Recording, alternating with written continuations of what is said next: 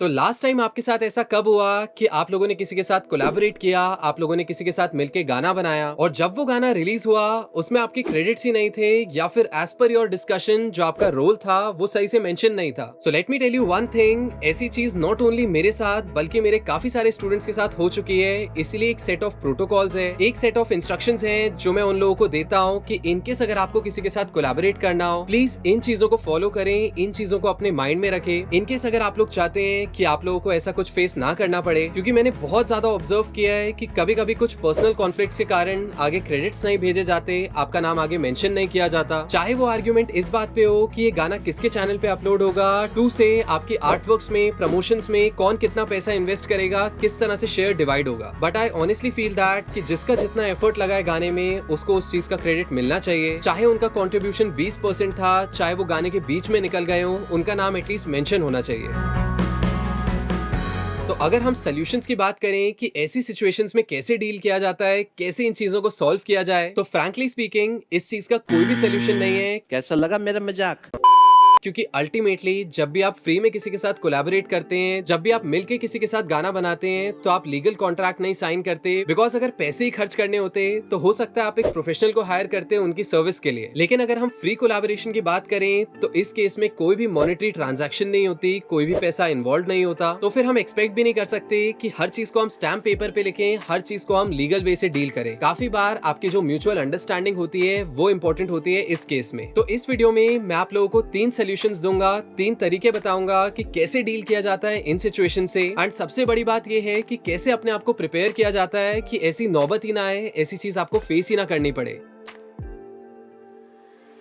तो सबसे पहली टिप ये है कि हर चीज आपके पास रिटर्न में होनी चाहिए, हर चीज आपके पास लिखित में होनी चाहिए। एंड प्रेफरेबली कोशिश करें कि वो ईमेल पे हो, बिकॉज फोन पे की हुई बातें या फिर आमने सामने बैठ के की हुई बातें जो हैं वो हो सकता है बाद में चेंज हो जाए। तोड़ दूंगा, ये तो बोला था ना, बोला था कि नहीं?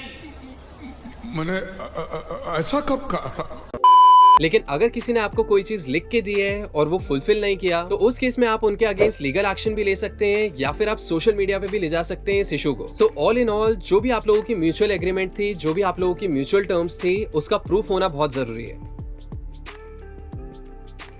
टिप नंबर 2 ये है कि हमेशा प्रोजेक्ट को शुरू करने से पहले ही डिस्कस कर ले सारे जो भी आपके पास डाउट्स हैं, जो भी आपके पास क्वेश्चंस हैं, जैसे कि कौन कितना प्रमोशन में पैसा खर्च करेगा, कौन आर्टवर्क के लिए पे करेगा, और अगर ये पर्टिकुलर जो गाना है ये सामने वाला इंसान रिलीज कर रहा है तो उसका जो रेवेन्यू जनरेट होगा इन फ्यूचर वो किस तरह से स्प्लिट होगा। क्योंकि होता क्या है, हम लोग स्टार्ट करते हैं, हम लोग इमोशनली कनेक्ट हो जाते हैं प्रोजेक्ट से, हम लोग जी जान से मेहनत करते हैं, लेकिन जब कंटेंट को रिलीज करने की बारी आती है, जब भी आप प्रिपरेशन करते हैं रिलीज का, उस दौरान जो भी चीजें फेस करनी होती है, जो भी आप नए लोगों को इन्वॉल्व करते हैं, उस वजह से आपका जो एग्रीमेंट है, आपका जो रिलेशन है वो बिगड़ना नहीं चाहिए। इसीलिए मेक श्योर कि आप स्टार्ट टू एंड सबसे पहले एक रोड मैप बना लें, चीजों को प्लान कर लें कि क्या क्या हर्डल्स आ सकते हैं, क्या क्या चीजें आ सकती है, एक गाने को बनाने से लेके रिलीज तक क्या क्या चीजों की जरूरत होती है और आप दोनों उनमें से कितनी चीजों की रिस्पॉन्सिबिलिटी ले सकते हैं। तो इससे आप लोगों को एक आइडिया लग जाता है कि कितने लोगों को हो सकता है आगे इन्वॉल्व करना पड़े प्रोजेक्ट में, हो सकता है कोलैबोरेशन क्रेडिट बेसिस पे, या फिर हो सकता है उनको पैसा भी देना पड़ जाए। तो वो सारी चीजें जो है वो आपको पहले से ही प्लान करके रखनी होती है। टिप नंबर 3 ये है कि आप लोगों को रियलाइज करना पड़ेगा कि आप लोग पार्टनर्स हैं अगर आप लोग साथ में काम कर रहे हैं और वो जो गाना है वो आप दोनों का इक्वल है। एंड मेक श्योर इस चीज को आप मेल पे मेंशन करवा रहे हैं, बिकॉज अल्टीमेटली हर स्टेप पे आपके पास बहुत सारी चॉइसेस आएंगी और उनका जो भी डिसीजन है वो आप लोगों को म्यूचुअली लेना है। सो इसीलिए मेक श्योर कि ये जो सिचुएशन है ये एहसान वाली सिचुएशन ना लगे कि एक इंसान दूसरे पे एहसान कर रहा है। आप दोनों पार्टनर्स हैं, जस्ट लाइक एक कंपनी में बोर्ड ऑफ डायरेक्टर्स होते हैं। तो अगर एक गाने में 5 लोग इन्वॉल्व हैं तो हर इंसान का जो से है वो 20% होगा, और अगर 3 लोग भी किसी डिसीजन पे एग्री करते हैं तो बाकी 2 को वो चीज माननी पड़ेगी। इन द सेम वे जो कंपनीज हैं उनमें भी यही होता है कि अगर 10 बोर्ड ऑफ डायरेक्टर्स हैं और अगर 10 में से 6 लोग भी एक चीज पे एग्री कर रहे हैं तो जो बाकी 4 लोग हैं उनके पास और कोई ऑप्शन नहीं है but to agree with them. अब यहीं पे अगर बेसिक और स्टैंडर्ड केस को लें जिसके अंदर 2 लोग इन्वॉल्व हैं एक प्रोजेक्ट में और दोनों लोग अलग अलग चीज करना चाहते हैं, दोनों की जो भी चॉइस है, दोनों के जो भी डिसीजंस हैं वो अलग अलग डायरेक्शन में जा रहे हैं।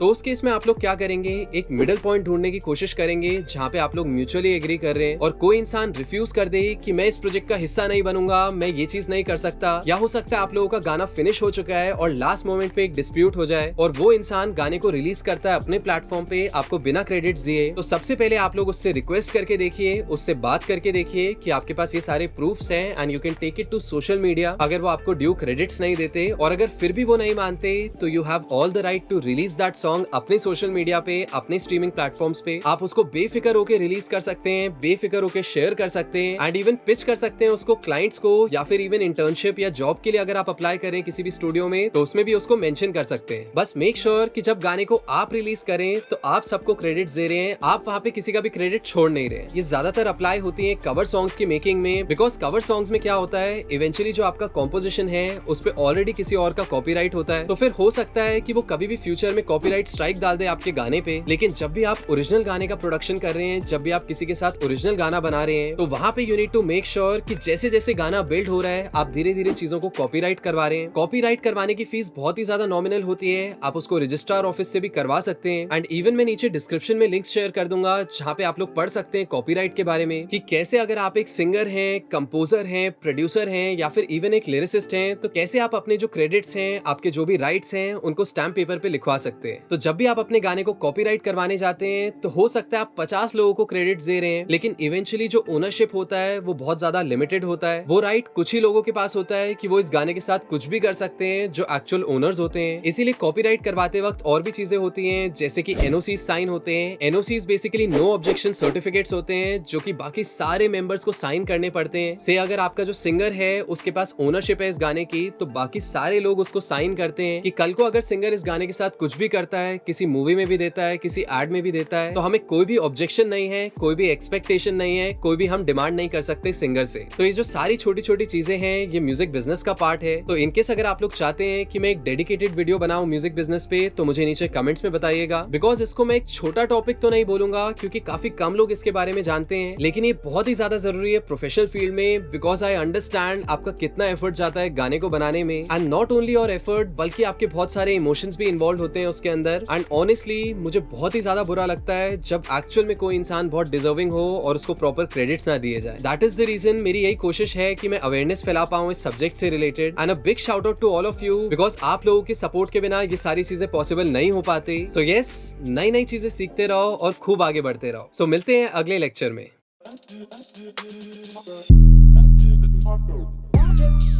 Rock with me,